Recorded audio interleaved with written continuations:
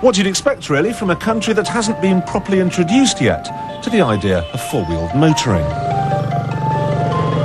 In Vietnam, the moped is a works van. It's a butcher's truck. It's a police car. It's a family saloon, even. Already, there are 6 million mopeds in Vietnam. Except, let's be accurate. Let's at least get the name right. Out here, the moped is known as a Honda. Honda has the market completely sewn up. But not any old Honda will do. It has to be the dream. This is what all the young dudes want. If this was a company car park, this would be the boss's Jag. What they like is the electric start, the 100cc motor, and the fact it's got seating for 5. Admission time.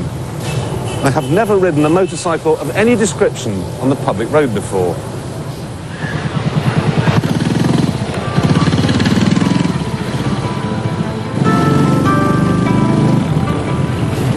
That is a morale booster. It's actually not too bad. Once I'd mastered the bike and discovered that you can ride on whichever side of the road takes your fancy, I became only mildly terrified. You need to remember that while traffic lights are only advisory here, people have paid £2,000 for their dreams, and they'll do anything they can to avoid a crash. They also avoid taking a test and wearing any form of protective clothing. The law says you have to wear a crash helmet, but the law also says that all bars and restaurants must close at 11:30. And I didn't get in last night till 4 a.m. Small wonder they call these people the Italians of Asia. You can buy lots of things at the side of the road, busts of Ho Chi Minh, dead dogs, you name it. But you see if you can find a petrol station.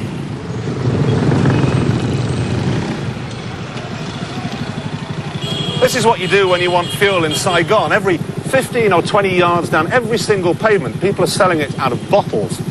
They go down the filling station, fill up their bottles for 20p a litre, and then sell it on for 22p. But I'm not going to buy any, because the word on the street is they top it up with mazola, paraffin, water, and only the very best will do for my dream.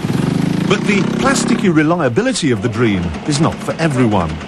In the same way that old cars are now being restored, old bikes are getting a new lick of paint and some more chrome. Customising a bike is considered a pretty strange thing to do in what's still technically a third world country. But it isn't half as strange as what they do with them. They use them to pull birds.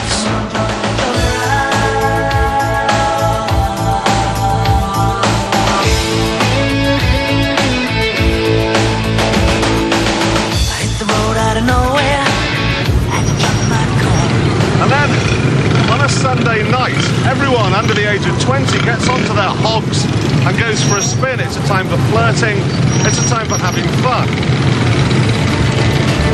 She says hello, you fool, I love you. Come on, joyride.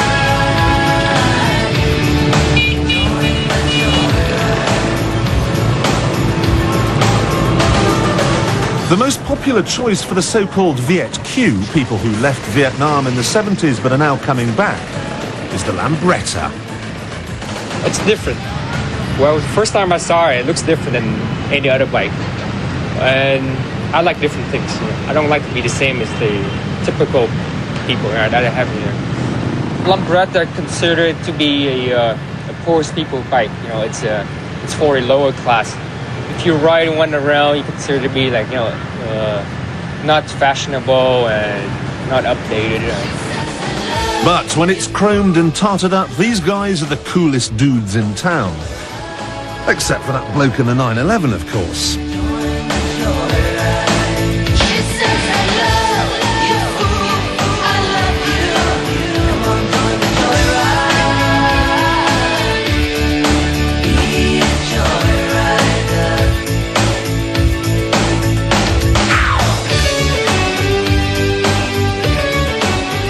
Now, mopeds are all very well, whether they're Hondas or Lambrettas, but for me, this, the Cyclo, is quite simply the best form of transport I have ever found anywhere in the world.